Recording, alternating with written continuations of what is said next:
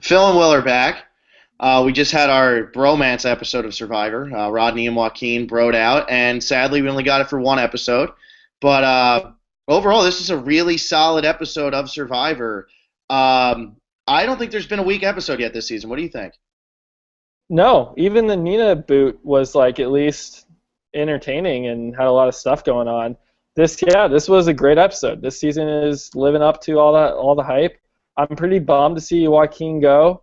We'll get into the votes, but I really wish Rodney would have gone. And we'll talk about it when we get to Tribal Council. But I liked Joaquin a lot. He really impressed me, and I mean, what can you do, really? He's gone. Yeah, I mean, you look at this cast. Shireen. Well, first we can say we started off with Shireen, and she seemed to have toned down her annoyance at least a little bit to the cameras, which really she was the only one we don't really like on this season as of now.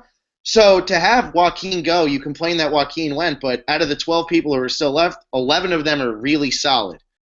So Yeah, even Shireen, like, I actually laughed at her joke, and after I did, I kind of when they were on reward, she's like, I was hoping we could bond over it, hoping we could all get sick together. We didn't. Hey, I like the joke. I did chuckle a bit. So maybe she's just turning it all down. She's figuring it out.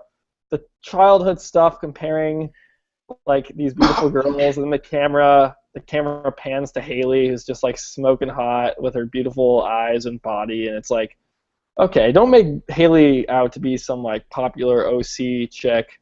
Shireen, I guess. I mean, they do this a lot. With they bring up their insecurities from their childhood, and I could really do without it. But nonetheless, we started with Shireen. She tries to get Carolyn kind of, I don't even know what she's like, what, Carolyn, what's up? And Carolyn tells her to her face, like, you are Max's puppet. You didn't want anything to do with me, which I don't think really was true. I think Shireen and Max kind of thought Carolyn was pretty trustworthy. But they were a duo. I mean, nothing that Carolyn said was that wrong. yeah, I mean they were a duo. I don't think anybody was somebody's puppet, and clearly Shireen and Max, I feel like were pulling even weight in what decisions they made, which really they didn't make many decisions. Yeah, But they I went don't. to tribal once, and like Yeah. barely in that vote, Max even said Tyler is the guy. And not only that, that was day 3, and then they went for almost 12 days without having to go to tribal.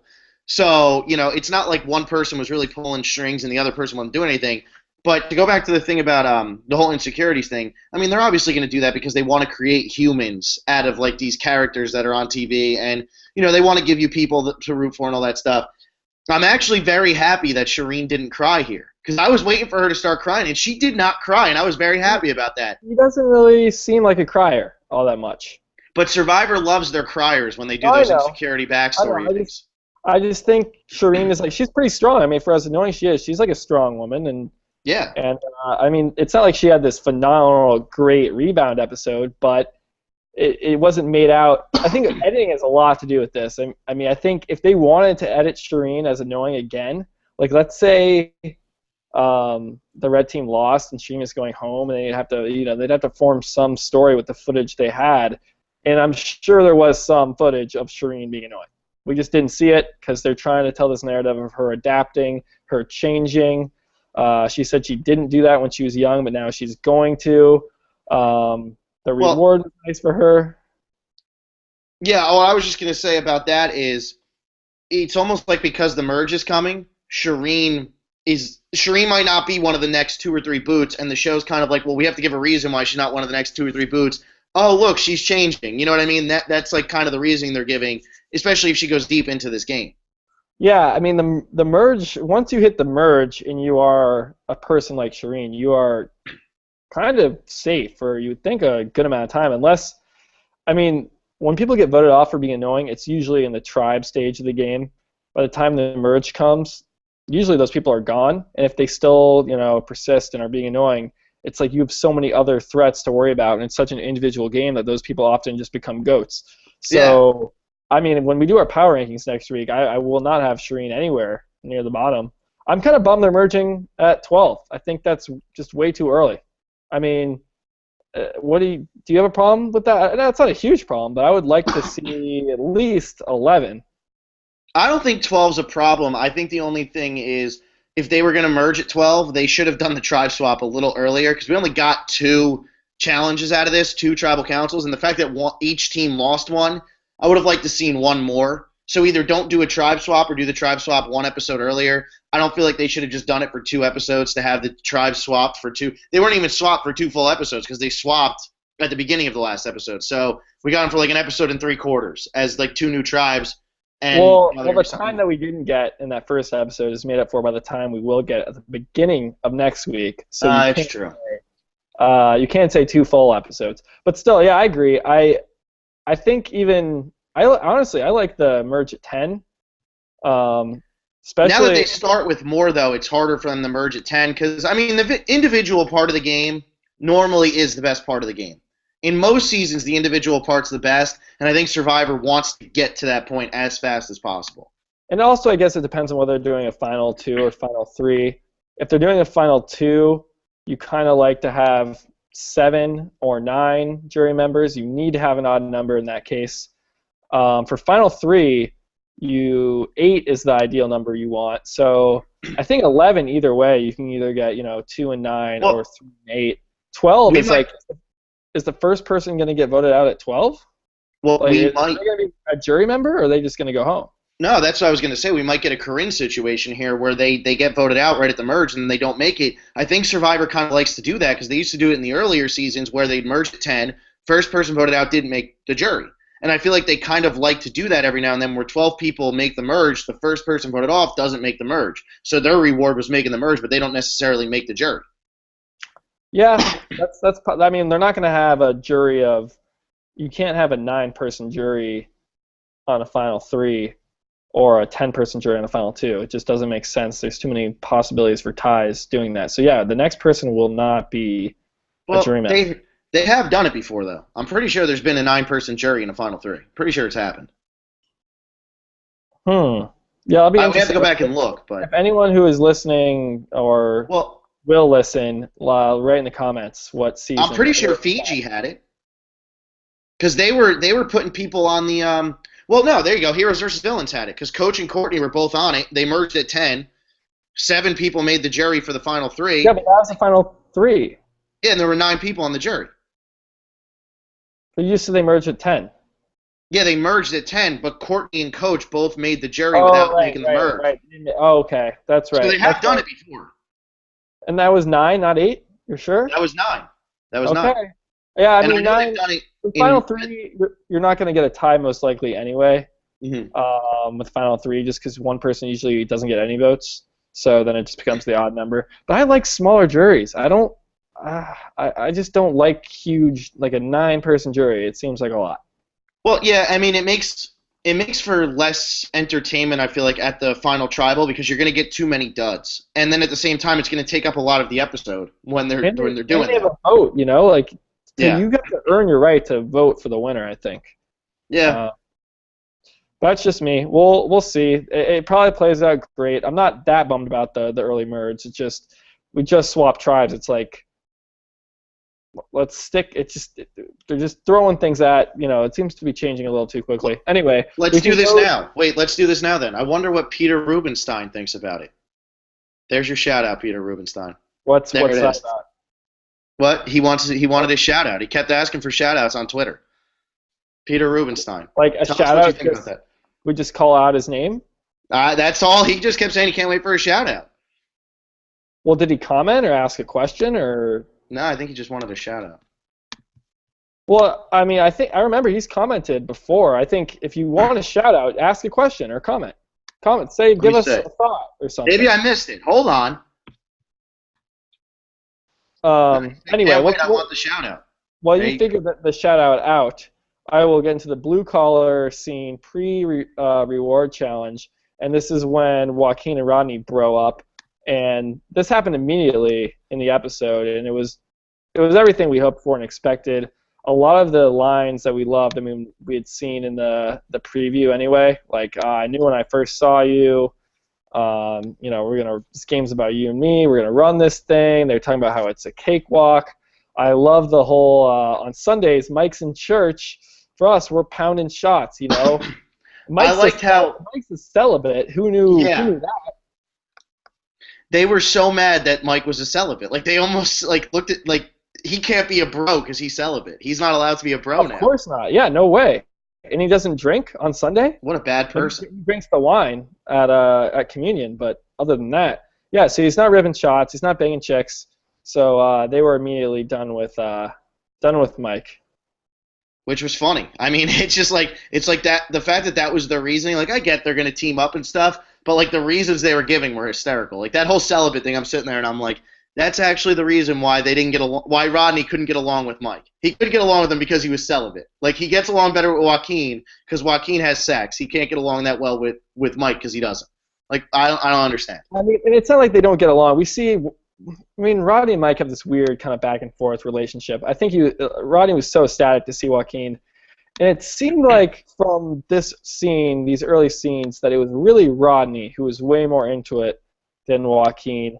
Rodney was fed up with his old tribe. He was happy to get new blood in, and Joaquin had his boy Tyler, and Joaquin just kind of was rolling with it. You know, did you feel that it was more like one-sided? Yeah. I mean, I feel like I feel like Joaquin was just kind of looking at it as an opportunity, and Ronnie was looking at it as like this is the greatest thing of all time. And I think like Joaquin already had Tyler, Ronnie didn't really have anybody to fall back on. Yeah, and then Joaquin starts, obviously working Sierra a little bit, and then this revelation comes out. Wait, you don't like Rodney? How do you not like Rodney? Like, Yeah. what is wrong with you? And that was pretty funny. To see Sierra kind of be like, yeah, he's an asshole, he's obnoxious, and then Joaquin's like, he's my boy, And I think Joaquin hurt himself here by getting so close to Rodney. Like I don't even feel like Sierra, like getting close. I mean, yeah, both of them. I think the Rodney, obviously, that partnership is what Mike is talking about. That's a power couple who's going to make power moves. We need to split them up. Totally hurt him. I still don't understand why Rodney wasn't targeted. We can get into that later when we talk about the votes and tribal. But yeah. yeah. What do you reward challenge? That No, was this good. was cool. Cool challenge. It looked so hard. Yeah, I mean Jen killed it on that challenge, and you could see like when Haley was trying to shoot, like she was doing pretty good, but she just could not hit a target. Like that looked hard. Yeah, they were so far away. Yeah. Like I don't. The way it was edited, it was like they were getting these on their first and second try, maybe their third try. It didn't seem. It seemed way easier, and it went down way faster than it looked. I know they definitely cut it down for time, but man, people were flying through those. Sierra hit it on her first try. Yeah, I think she's the only one who hit it on her first try because Jeff actually called out that she hit it on her first try. I think he would have called out more had they done it, but I mean Rodney was struggling with it. He got up there first, and did Jen hit before him? Jen hit before him, right? Yeah, I mean there was a brief moment of a lead, and I think with this challenge that worked for the Red Tribe, Nagarote, I think is how you say it. This was just not physically. It wasn't really that much of a physical challenge, and the hard part was hitting these, really long shots with a slingshot, and the physical climbing up stairs and ladders. Yeah, that can get exhausting, but that was done with really, really quickly. Let me ask you here. Do you think after Survivor saw the way, do you think the producers, after they saw the way the first challenge went when these tribes were separated, do you think originally that this challenge was supposed to run one person gets all the way to the top, shoots until they hit, then they come back down and the next person goes? Like, do you think it was supposed to be something like that and they changed it because it was just, they would, like, the Red Tribe would have just gotten their asses kicked too bad going up and down the thing? Or do you think that this is how they designed it the whole time? I think this is how they designed it the whole time. I'm just kind of wondering a little bit here. That's definitely interesting. I'd have to look at exactly how, like, the whole challenge was set up. I do know that I talked to a Dream Teamer, I met a Dream Teamer through a friend, and he was saying how these challenges are in no way altered for tribe, tribe swaps to even things out or anything. They plan these challenges, months, weeks ahead. They have to build them, paint them, test them. But what you're saying is kind of they had the same whole setup. They just changed a rule, kind of. And I could see that happening. What I'm thinking here is they set up like some really good, like it was a good obstacle course to get to the top there. You had to go across that bridge, climb up that ladder. I mean, it wasn't anything too grueling, but at the same time, it was almost kind of useless because Blue Tribe had a pretty good lead, like not a huge lead. They had a little lead, but everybody from Red was going at the same time. Like you think that they would have like had Jen go first, and then once you got to the top, then the next person go to try to separate them a little bit, so that part actually meant something. I feel like it didn't mean as much for as cool as it looked. The thing was, there were stairs on, so like you had to climb up on barrels, and then you would come back down on stairs.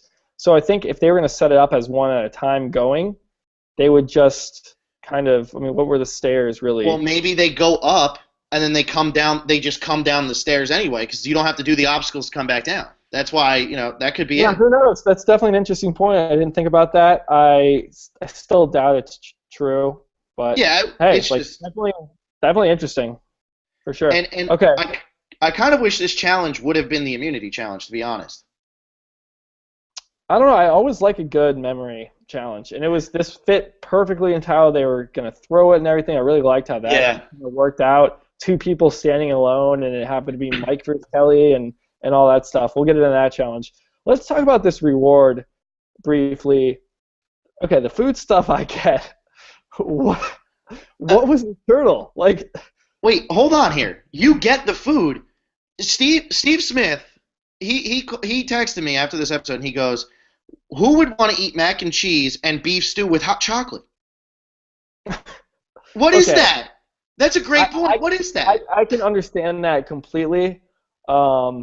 Like, why have chocolate doesn't mix well with either of those things, but it's still hot chocolate, and you've been on an island, and you're starving. Like, that I get. Like, macaroni and beef stew, it's like sounds really, I mean, no matter what, like, macaroni and cheese always is amazing. They had, sliced bread. Well, I don't have a problem with that. I get the food stuff, and they always mix weird things. But the one reward, it was just like beer and Pringles. Like, that was the reward. Yeah, but I would have asked for a beer. I would have taken water at that point. Like, give me ocean water. I can't drink hot chocolate, eat mac and cheese, and beef stew. I'd be puking in water or like some type of. Do they not have like iced tea or anything? Like it looked like it was just hot chocolate. I don't know, man. They mentioned the hot chocolate. They didn't mention iced tea or anything. So. Chocolate and sweets are something that people really crave when you're hungry. So like, it is a big reward. But this turtle thing, this might have, I can't keep a straight face. Like, this is tough to get through. When Jeff described it, it was like, he said, this magical turtle.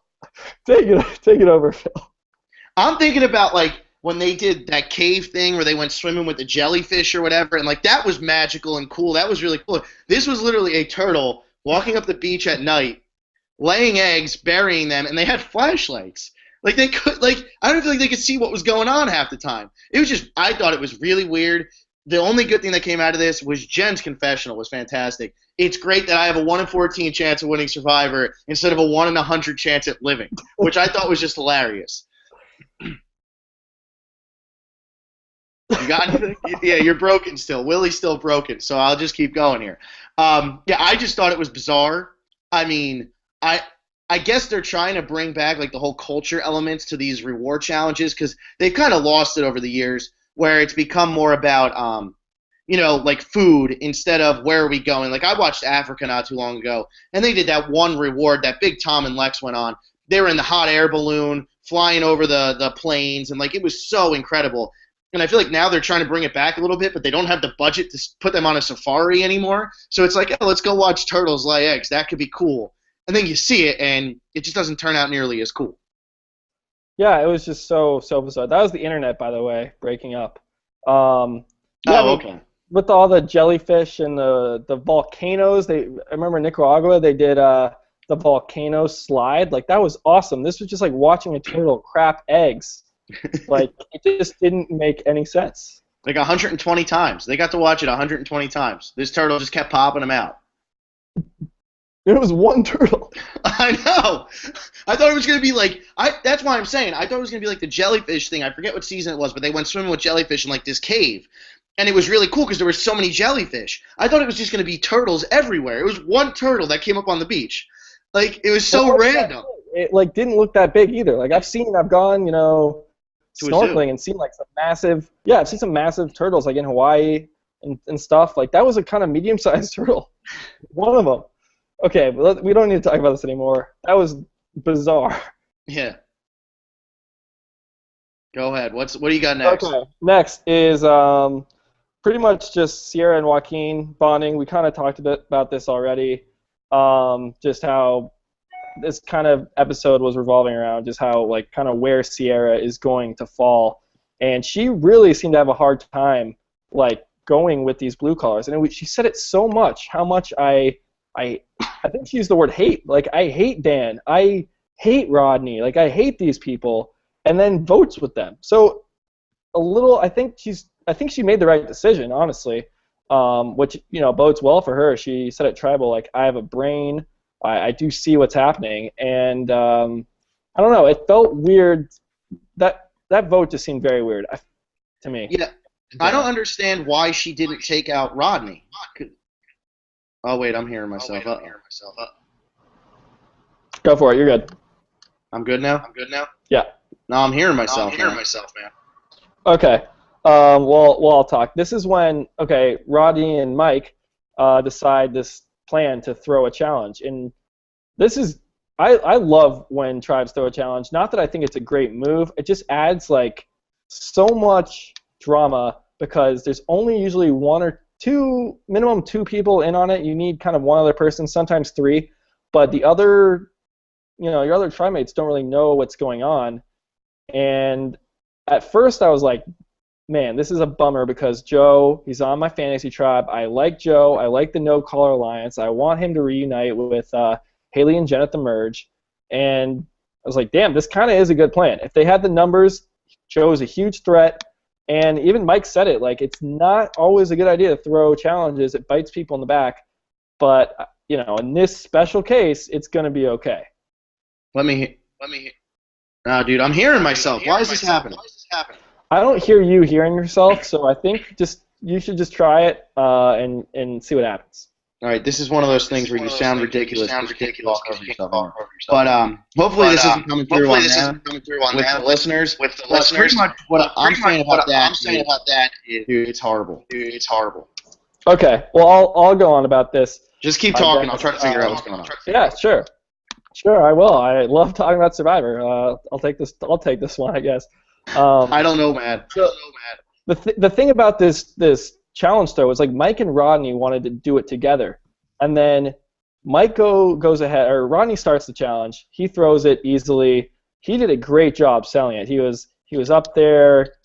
I forget who he was against. I think maybe Carolyn. Whoever he was against pulled the lever first, which is perfect. So he's kind of left standing. He goes back, totally sold it. And then Mike gets up there, and by this time it's 2-2, and it looked like Joe was almost about to go, I'm going to go take home the win. We know Joe is pretty smart. He ran through that puzzle in the premiere. He's, we think he can do it. Mike kind of steps in front of him, takes it. Of course, Kelly is there. It's like the perfect time to just like say, yo, Kelly, I'm going to throw this for you. He doesn't really do it the first time, and this is what I would have liked to see from Mike.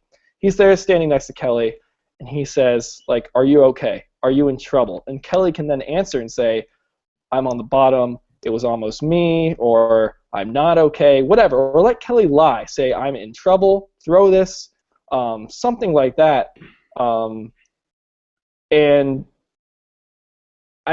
Mike just assumed that Kelly is in danger. That was the best play. And Phil and I are trying to work out his audio here. I don't think Kelly...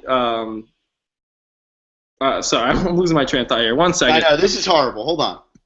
I didn't hear myself there. Okay, I think we're good. I sound better now. Okay, we figured it out. So anyway, what I was saying is that Mike needs to at least like check in with Kelly instead of just assuming she's on the bottom. And then they go back and forth like so many times. In every other round, except that last round, people were getting on their first try. Mm-hmm. It happens to be Mike is trying to throw the challenge, and Kelly's the only one who can't like do this when it's being handed to her. It was almost like that challenge in China that James tried to throw, but Denise just couldn't wolf down whatever it was she had to eat. And James was like, the balut. I love that word, the balut. And yeah, I remember when Denise just attacked it and like threw it in her mouth, and her mouth was so dry she couldn't swallow. Yeah, it was terrible. Kind of fun to watch, but definitely felt for Denise there. And it reminded me a lot of that. And so it was cool that he did get it off. I was worried he was being way too obvious, like whispering a little bit loudly. I know he's mic'd, but Mike just standing and pointing at the blank thing, like a little. He was trying to sell it almost too hard. And then when he thinks he has it, he's going like this. And it was like, tone it down a bit, Mike. Well, how often does throwing a challenge work? I never think it's a good idea to throw a challenge because, I mean, we saw it in Redemption Island. It completely blew Zapatera's chances of winning. It's happened before. I think the only time it actually worked successfully was when PG and Jamie threw it back in China, which is funny because then you had the same situation as this where it was so unsuccessful the next time when when they tried to throw it again. But I don't think throwing a challenge is ever a good idea. And I think team challenges is different. I think when it gets to the individual stage, I think there's a lot of really benefits to not winning immunity. Because the moment you win immunity, you become like, he's won immunity before, she's won before. We got to watch out. Well, I'm just talking team stages here because I'm thinking like when in Pearl Islands, didn't Rupert's tribe throw immunity at one point, and then like the numbers became even. And it's like that you never throw an immunity challenge. It doesn't matter how bad you want somebody off your tribe. Numbers are the key in this game. Don't ever put yourself at risk of going to tribal because once again, Rodney had no clue how close he was to going home tonight. I do agree with you though. Mike was way too close or way too obvious about it. I guess that's just how he is, so nobody really realized it because I don't feel like anybody realized. But my big problem with this challenge is. Yeah, I thought Joe was gonna say something like almost when they hand to the mat of Joe Stay, he was like, what is going on? Like, it was very odd. Yeah, and my biggest problem with this challenge is if Kelly can't remember 6 items in order after 3 times pretty much, she did it twice, and then even on the 5th one, Mike had to tell her what they were. Why did Jen not go? Wait, I don't think you can replace after. Like but what I'm saying is, okay, it's a challenge running 6-on-6. Did we just not get to see all 6 of them go? Because Jeff said first to 3, so it was going to be max 5 rounds. It was going to be max 5 rounds, and then what have you. Is it 6 on? First of all, why is it 6-on-6 then? What's the point of even having all 6? Second of all, why did Kelly go over Jen? Because I'm pretty sure Jen might be an airhead then. Like, is Jen just dumb? Like, did we not see Jen being dumb? I don't think it's Jen being dumb as much as, okay, you have to go memorize something.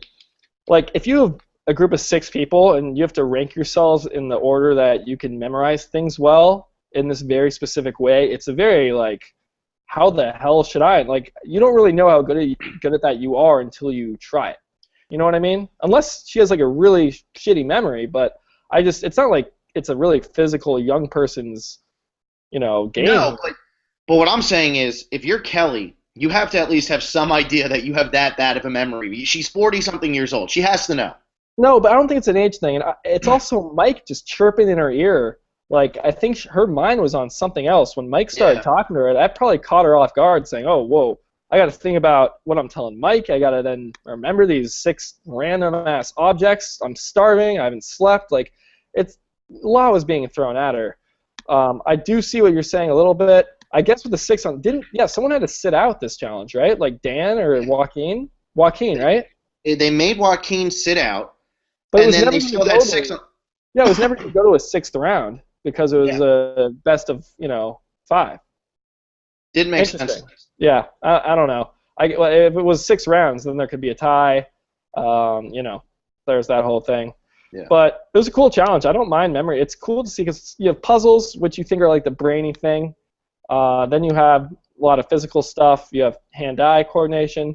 Memory is a really cool skill that I like to see brought up in challenges. We usually get like 1 a season, maybe 2. And it's normally individual challenges. I mean, I remember Steven Fishbach in Tocantins had the greatest memory challenge run of all time where he went out there, stood there, memorized the entire thing on 1 run and came back. And it's always cool to see like who actually can focus that well still this far into the game. This is an early one. Maybe we'll get one post-merge too because I always like them when you're knocking one person out at a time. That's always fun. Yeah, I love the one with you have the knife and the squares, and you have to stab them in order, and then you take them off the knife. It's really cool visually. It works out. It's very, very cool.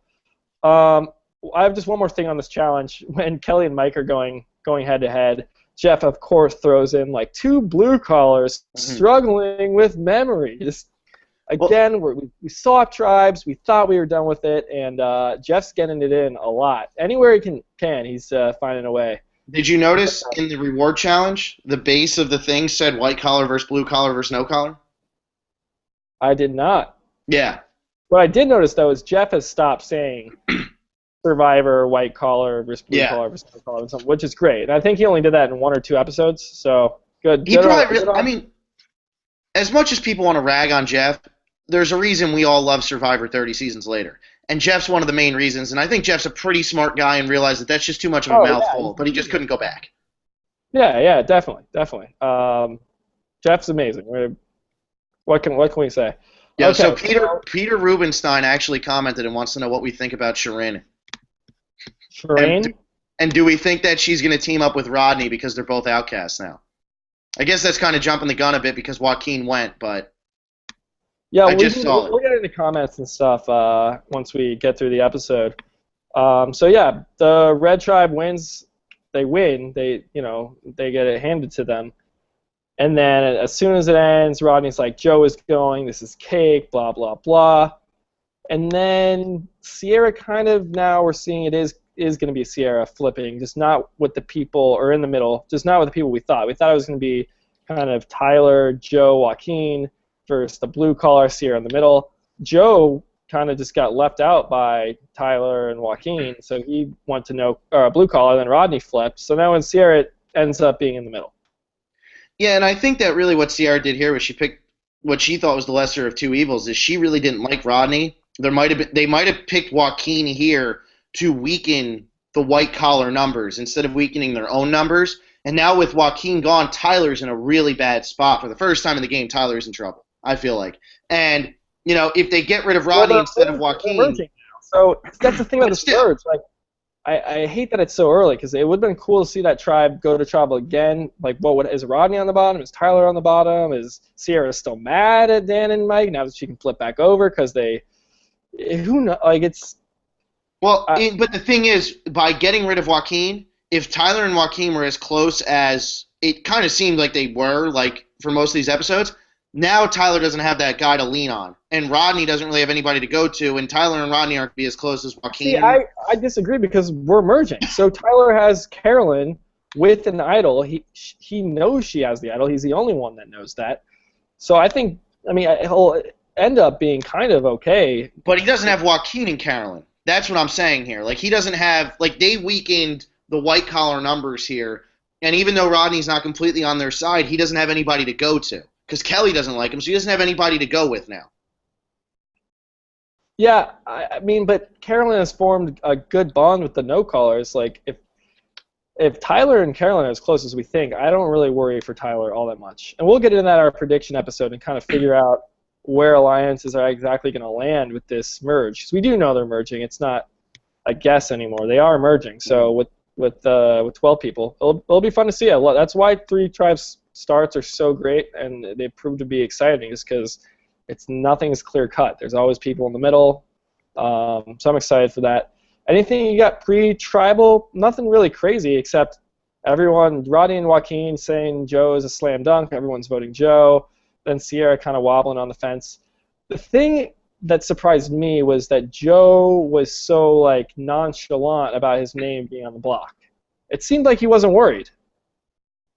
Yeah, there must have been more going on here. I know you and me, we both thought that it was still going to be Rodney who went because we figured Sierra was going to say to them, I'll team up with you if we vote Rodney, and the producers just didn't want to show that because then it would be too obvious. Yeah, exactly. That's when I saw Joaquin's name come up at Tribal, I was like, oh, wow.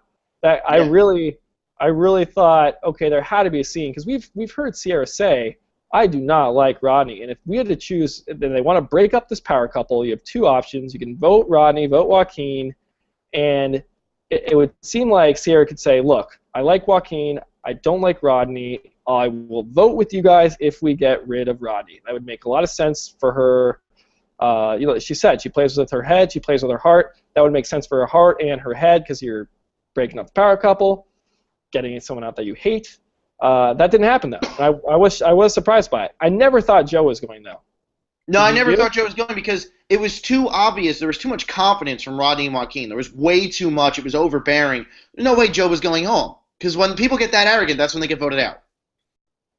Yeah, and Joe, like I said, he was so underwhelmed by his name being on the block, and you would think he would try to scramble a little bit. I thought they were going to tell Sierra that Rodney and Joaquin were targeting her, make up a lie.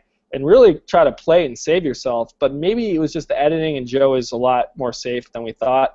Also, we just did not see enough of Joe this episode to warrant a boot. That was pretty much what it came down to. And the last 2 episodes. Like, you can't just get rid of Joe in that manner. Like, if it had been Joe, I would have been floored. Like, where was his storyline? What was his arc? How did he fall? Like, it wouldn't have added up. Yeah, because the thing with Joe is he was so prominent at the beginning, and in last week's Double Boot, we saw him on the screen, but he didn't have a confessional in either episode, in double episode, not Double Boot, in either episode. And then in this one, he didn't get anything until after they lost. So to have Joe go and only hear from him after that, like this season, if that happens to any of these players from here on out, I'd be shocked because it seems like all of them.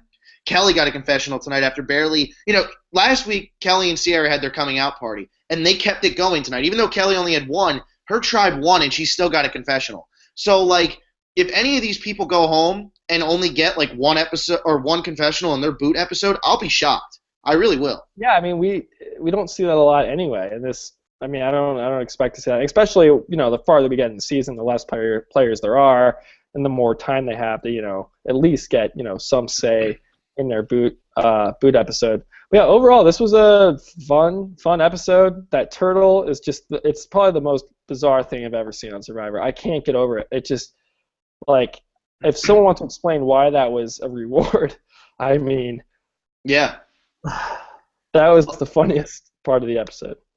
Do you want to do kind of like I know we're going to do the prediction episode, but do you want to kind of have like an initial, like, if they're merging next week, right off the bat, the episode's been over for an hour. Who do you think is in the most trouble right now? Most trouble. Okay, yeah, we can do this. So there's 3 white collars left. We have Shireen, Carolyn, and Tyler. There are 4 no collars, and 5 blue collars? Yeah. Yeah, I don't know. I still think Shireen is she's such a swing vote that it's hard to say that she'll be targeted, but she also has no one. Like, she has nobody. Yeah, she has nobody, but at the same time, those are normally the people who don't go right away because you don't want to get rid of somebody like that right away. I mean, I don't know. Do you want to, like, we have some comments on this video. Do you want to save them for the predictions episode? Because they're on this video. Let's hear them. Okay, because first of all, Peter Rubenstein, he did the thing where it was, I want to know what you think about Shireen. Do you think her and Rodney may team up? They're both outcasts, but I don't know if they're going to team up. I mean, I think Shireen's going to go for more Rodney. I can't see Rodney working with Shireen. They just are like they're like opposites. It's like Lindsay and Rodney. They're just too annoying. I don't see that happening. Like, they would annoy each other too much. Like, Rodney is like, I mean, if Shireen were celibate, it would be like the opposite of Rodney. Like, they are just so far apart on anything at all. So I don't see them working together. I would think, so we have Sierra, Mike, Dan, and Joe. I mean, Joe's not really with them. He voted with them once. Joe goes back to No Collar. No Collar has a strong 4. And I think what's going to have to happen is Joe's going to have to sell. I don't know how he's going to. He's going to have to sell. I'm really tight with my new blue collar people. I love these guys. We spent 6 days together. It was the best, so that people don't see this no collar foursome. Because while blue collar does have 5 people left, it's not like they're a tight 5. They're not cohesive at all. That no collar foursome is tight. Like, if they get together. I guess my bold prediction here, I guess this is a pretty bold prediction. Out of the 4 people on no collar, I think Joe's going to be the first one to go. Yeah, I don't even know that's bold. I mean, once you get to the, My thing is, I guess it's not bold because now they've merged, but, I mean, yeah, I know Joe's been kind of physical.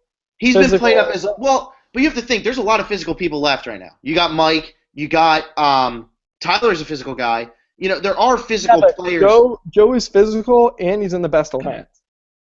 That's why I'm saying it's more of a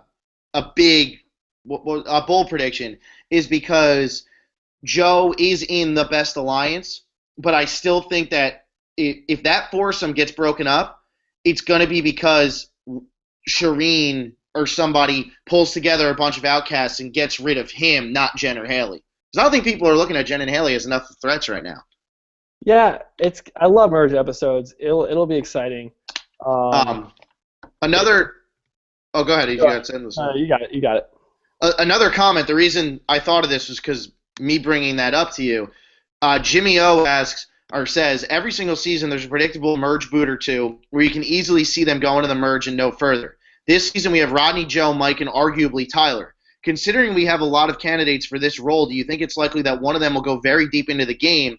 Do you think it's possible with these many potential pre-merge boots, we will see a more subtle player get voted off, someone like Alina in Nicaragua? Was Alina that subtle? I mean, she was pretty savvy, and for some reason, people just called Alina as a threat, like just went She was a after. dart squirrel. She was what? A dart squirrel. Isn't that what Benry called her? Something like that? Oh yeah, yeah. I don't know, but like I don't know what that means. I wouldn't call Alina like some like low key player. She was. But I guess what he's saying is compared to somebody like Josh from last season, Right. No, Sarah from, I do get what he's saying. I just think yeah. Alina, she deserves a little more credit. Is what I'm trying to say. I like Alina. Okay. Yeah, I don't see like Kelly going or Sierra going. Who's I can going see next? Sierra going. Yeah, I feel like let's look at this here. So Carolyn, she's gonna be back with Tyler. They have two. No caller people, they get six. 'Cause that's 4 no collar, 2 white collar, and then they just need one more for the majority. And does Joe is he able to pull in one of those blue collar, or does Carolyn now need Shireen? I think that could happen because you have the Carolyn is kind of in with those no collar people, and then Tyler's kind of in with Carolyn and kind of left alone on his new tribe. So I think it's going to be that 6 fighting to get one, and then I guess the remaining 6 will have to try to get one from the other. There might be idols thrown out. There's still an idol at the blue camp that probably won't get found. It doesn't seem like anyone's looking for it. Hopefully we see the advantage next week too. That's a reason to be excited about the merge. I mean, we get the merge craziness that it brings with mixing alliances, but we might see this advantage next episode. Yeah, I think that we are going to see it next episode.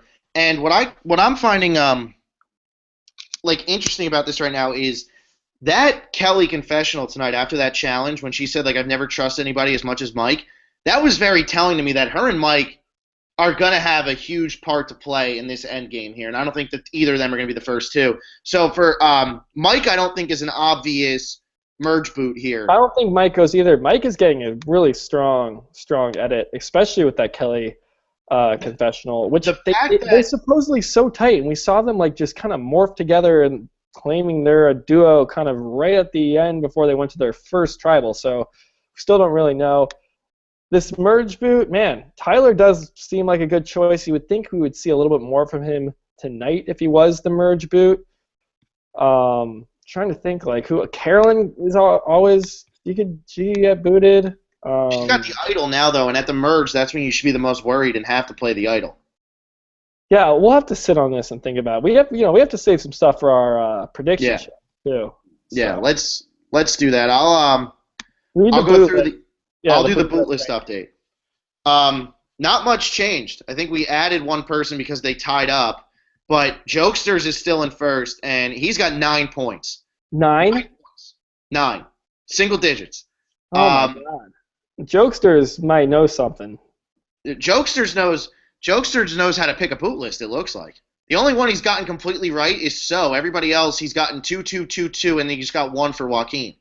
So. Yeah, I mean, having Max and Vince that high up there. Yeah. Once they merge, though, this is where people could gain or lose points. Yeah, he's going to be tough to beat. That's single digits is pretty impressive. Who's number 2? Tied for second, Lauren West and Adam Klein both have 19. Wow, that's a big difference between first and second. Yeah, I mean, it's looking like Jokesters might have a buff in his near future. Third or fourth place, Sarah Harkins and Rob Kellogg both have 21. Popsicle Inc. has 22. Sam Helberg, son of Nuo, and N. Blanston have 23. Alex Blackson, Wilbur Dess, and Dory Magica have 24. So that's the top 12 right there. And then where are we? I have 31 and you have 34. There's a lot of people in the mid 20s to low 30s, and then there's a pretty big gap, and there's a lot of people in the 40s and 50s. There's a lot of Yeah, people there who are, guys. there are a lot of high scores, I think. So we're like still in it. We can still win buffs, I think. Yeah. Who do you want to nominate for MVP? Oh, right. Gotta be Jen. She killed the challenge. Had the awesome confessional about the turtle, and I love the turtle thing. Is just I'm just elated about this whole turtle thing. I just want to talk about it more. It's just the most ridiculous reward ever. So yeah, Jen for my tribe for sure. I mean, you could maybe say Joe because he wiggled his way kind of out of being targeted, but it wasn't like him doing much as Sierra kind of making a decision. So I go Jen. Hard to argue with Jen, I think. Well, you know what it is? You keep nominating Jen, and Jen's the fan favorite right now. So you nominating Jen, you keep getting these damn Jen votes. And no matter who I throw up, Well, who I can. else? No. I like who else? Come on, throw someone out there. Enough politics. I'm going Mike. Let's hear it.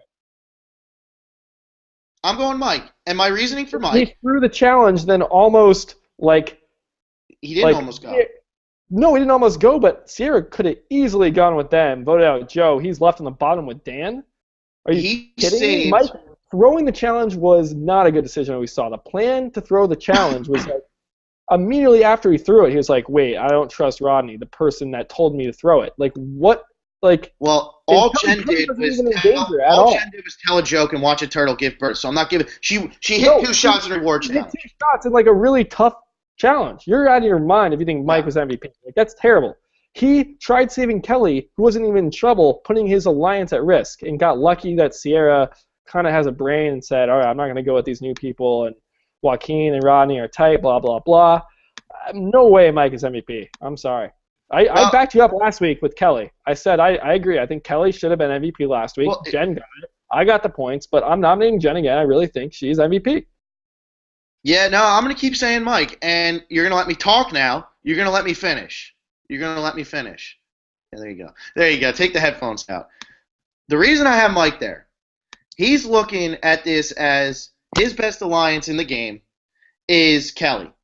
He needs Kelly. He needs to make sure Kelly's still in this game when the time comes for the merge to happen. So if Kelly's not there, he's in serious, serious trouble. So what he does is he takes matters into his own hands, knowing he's not going to be the one who goes home, knowing it's either going to be Rodney, it's going to be Joe, or it's going to be Joaquin. He knew that Sierra was never going to vote him out, and he knew Sierra wasn't going to vote Dan out. So he just had to convince her to keep Joe and get rid of, what do you call it, Joaquin. And I think that this is a good move on his part because he doesn't know where everything stands on the other tribe. And with Kelly being the only blue collar on the other tribe, he had to make sure that she wasn't in any trouble. Because if she goes home, Mike's game is completely ruined. And I honestly believe that because Mike's been on the outs. It's Mike, Kelly, and Dan. And if it just ends up being Mike and Dan because Kelly goes home and Joaquin and Rodney get to stick together, then Mike is in a serious amount of trouble. So I think that Mike made a great move tonight by throwing that challenge and making sure that Kelly is safe because he knew going into a merge he would have at least 3 solid people in his alliance. I think he was assuming the merge was coming. Yeah, What do you say about that? I just had to run and grab my charger. So I forgot about MVP. Thought my computer would make it, but I don't see whatever he did to like make sure his alliance is okay. Like I get that part, but Kelly wasn't even in like danger. But he doesn't know that. That's what I'm saying. He didn't know that. But he could have asked her. He could have asked her and said, "Kelly, you doing good?" She could have been like, "Yeah, Shireen is the most annoying person I've ever met. Totally on the bottom." And then okay, Mike you guys lose the challenge. Like then Mike can be safe, not worry about anything. Go, merge with guaranteed numbers, knowing that Kelly would be fine. Well, that's what I was saying though. Mike knew that he wasn't going home. He knew that Dan wasn't going home. He knew that it was going to come down. He knew that Joe was going to be the one everybody was gunning for. So his thing was if they lose the challenge and Joe goes home, it's not the worst thing in the world. But he could turn it on Rodney or Joaquin. So he made sure that him, Dan, and Kelly were all safe, didn't put it in anybody's hands to get rid of Kelly because she's the only blue collar over there. What do you mean him and... Him and Dan had no chance of going home tonight, and he knew that. How does he know that? He knew that everybody was gunning for Joe. But then he didn't even want Joe to go. Like Exactly. So what I'm telling you here is, like, you never know what everyone's thinking. People lie in this game. Like, you don't know that you're safe. You and Dan are safe. Like, that's a stretch. he knew that they were going to throw the challenge to get Joe out of the game, and Rodney's not going to be able to lie and deceive that well because he's Rodney. So he knew that they were going to get Joe out of the game. That's why. Words for saying that. Rodney's going to do some cool things. I like Rodney. But what I'm saying is, Mike knew that Rodney wanted to throw the challenge to get Joe out of the game, and he was so adamant about it. So either Joe goes home, or he gets to turn the tables and get rid of Rodney or Joaquin like he did. Him and Dan were not going home tonight, and Sierra was an outside shot. That was not the plan for throwing the challenge at all. It was Rodney's idea. Rodney talked Mike into throwing the challenge. You realize that? Like, he was Rodney's puppet, and then then when he gets back, he's like, oh wait, they're all gonna get Joe. Wait, they're too tight. Then he realized it was such a bad play. I can't believe you are like thinking that was a good move. It was a good play. You're defending his moves like on rationale that he didn't use to make it. That's why I don't think that's. Yes, he did. That was his exact rationale. His exact rationale was to make sure Joe out. He didn't want Joe out, I don't think. That's why they threw the challenge. I think that was the plan. It was throw the challenge, get Joe out. He was tight with Rodney on it. He said then Kelly will be safe too. Like, that was definitely a plus. But Rodney planted the seed, and it grew in Mike's brain, and it almost bit him in the butt. Who is the Phantom Tribe nominating? I'm done with this. Well, with the amount that you love Rodney, it has to be Rodney, because Rodney's the greatest player of all time, according to Will. What? When did I say that? Jen is the best player of all time, clearly. No. Okay, but it's Rodney, Carolyn, and Will. Carolyn and Will didn't do anything, so it has to be Rodney. Wait, the Phantom Tribe only has 3 people left? Yeah, dude, we're doing good. We're doing good. We can keep yelling at each other, but we're doing good. We're doing well. Right, because Joaquin went home tonight. Bummer. I liked Joaquin. How about him for MVP from the Phantom Tribe? Yeah, right? Just because he was cool and, like, chill, even when he got voted out, he was fine about it. I think Carolyn, she did something on a challenge. Anyway, vote for MVP. It's between Jen, Mike. Jen wins. I don't know why you're trying to argue this. And then Rodney, I guess. No, he didn't have a good episode. None of them did. Will didn't cause his team to lose a challenge. So throw it at Will. Throw it at whoever you want. Let them vote for the Phantom if they want to. The viewers can vote. The viewers can vote for a Phantom guy, and they can decide who it is, because we have no idea who to nominate. Yeah, no, exactly. They vote anyway, so it's and they're all going to vote for Mike, because they're going to realize Jen didn't do anything except make jokes. Okay. One last thing before we wrap up this kind of crazy technical difficulty. This is a mess. I laughed way too hard at the turtle. Still, that will get me to this day. If I'm ever sad and in like a dark place, I'm just gonna think of that turtle just pooping out eggs, just everyone with flashlights. One last thing. For our prediction episode that we will do on Monday or Sunday, whenever we can do it, leave comments, questions, predictions, anything you want to say, anything you want us to talk about it. We will talk about it. We get so few comments that, like, if you say something, we'll read it, and like maybe 100 people will hear your thought, because that's about how many people watch. Maybe we get like 300 sometimes. And we hit 1,000 every now and then. We're not bad. Like, we'll prove to you that we read them all. Let's prove that we read them all. We do. No, we always read them all. So yeah. But Nicholas Rodin said a half hour ago he heard me echoing. So there you go. Yeah, I didn't hear it. So I mean, good thing he fixed that for sure. Yeah, that was good. Anything else you got? The Twitter is still going. It's Phil_and_Will. Yeah, we get some feedback during the live tweets. Cool. That's good. That's good. Good to see. Another good episode, and we'll see you guys on like Monday, Sunday. Hopefully, probably Sunday. Sunday. It'll probably be Sunday. Yeah, it'll probably be Sunday this week. Okay. Yeah, that'll work. Okay. Thanks for listening.